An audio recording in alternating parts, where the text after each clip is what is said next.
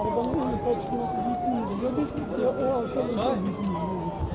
Eğer kurtarabildiyse o araba yanıyor veya bu otobüse yanıyor.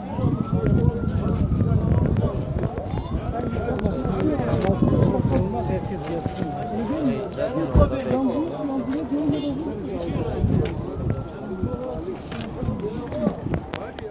Buraya. Buraya. Bündü de buraya.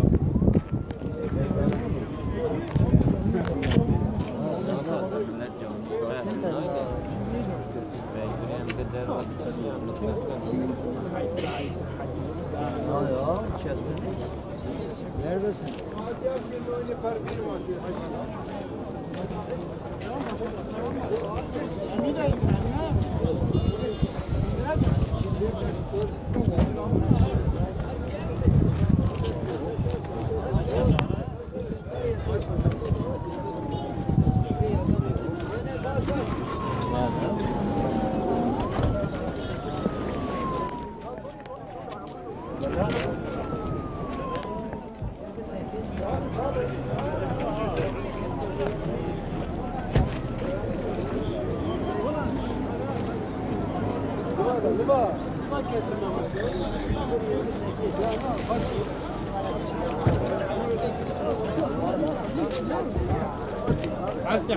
Daha babanın ne araba?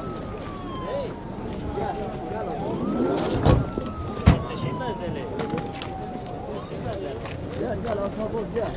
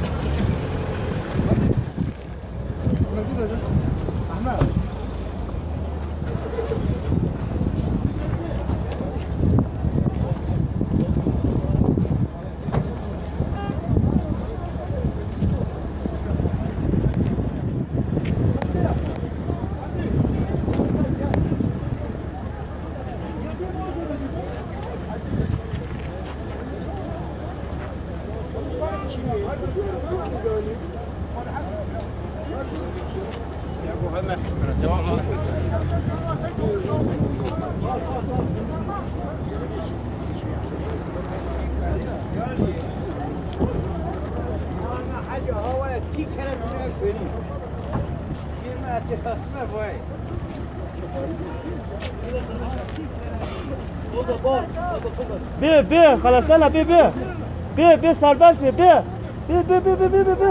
serbest bir.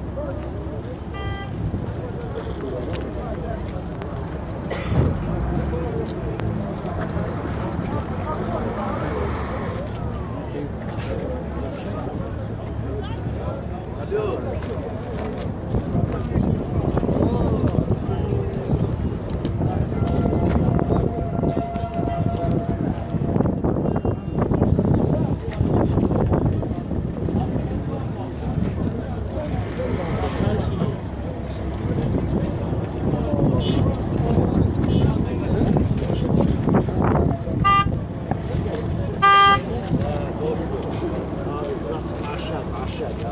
Aşağı. Allah razı olsun. Ya. Aşağıda babam var. Evet.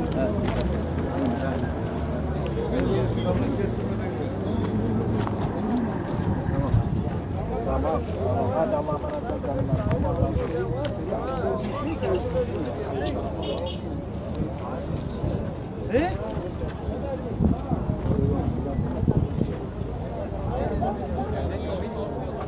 Tamam işin armağan hemen o ya. Tamam senin de ne diyeceğim.